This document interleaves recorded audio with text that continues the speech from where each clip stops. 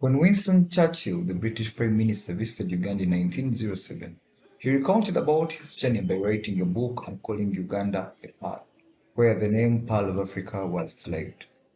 But when Fiker Solomon, a young artist, relocated from Addis Ababa, Ethiopia to Kampala, Uganda, she didn't write about this wonderful new environment, but she created art to tell her story. And whenever I travel, I try to capture the moment that I have in nature. Honestly speaking, when a friend invited me to her art exhibition opening at AfriArt Gallery in Kampala, the last thing I expected to see was an art installation that was this alive. That's simply because the art landscape in Uganda is primarily saturated with painters.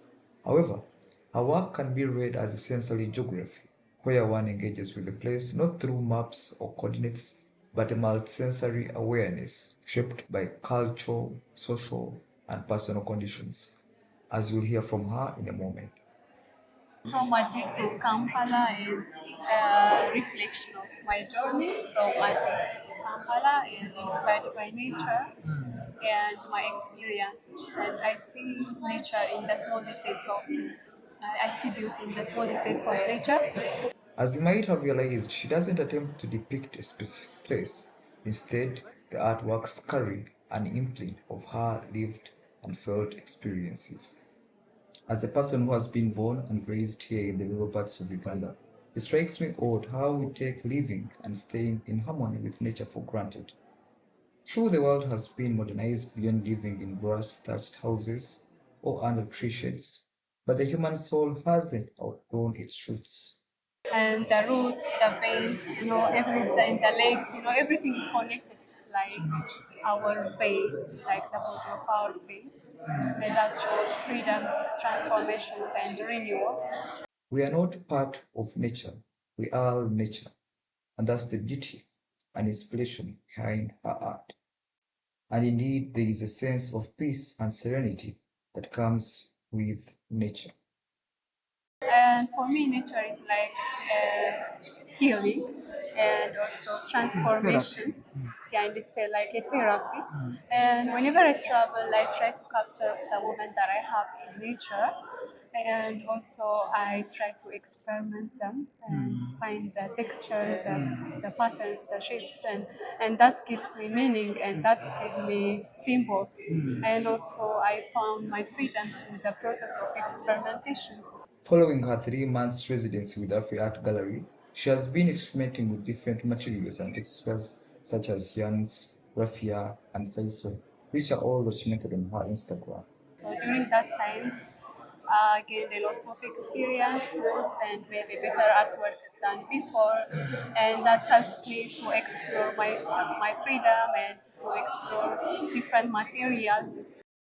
How would you find the inspiration and keep coming back to your work each and every day to the point of creating something as large as this? This artwork is my first large-scale artwork, and it's like a transformation for me. And whenever I start one art piece, I don't let myself rest until I see the result, the final result. It greatly astounds me to see someone who still honors her craft create a body of work that is fully inspired by nature. So this artwork is explores about transformations and inspired by butterfly as a symbol of change and renewal.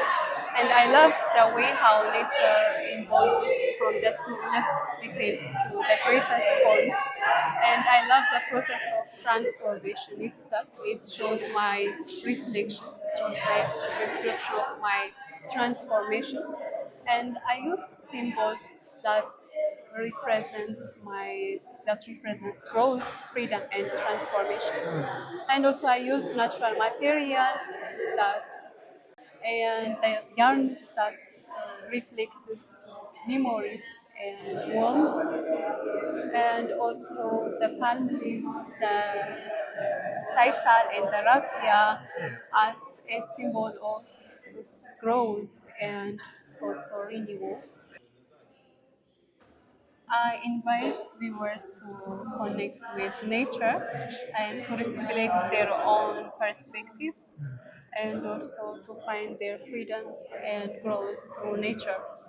Yeah.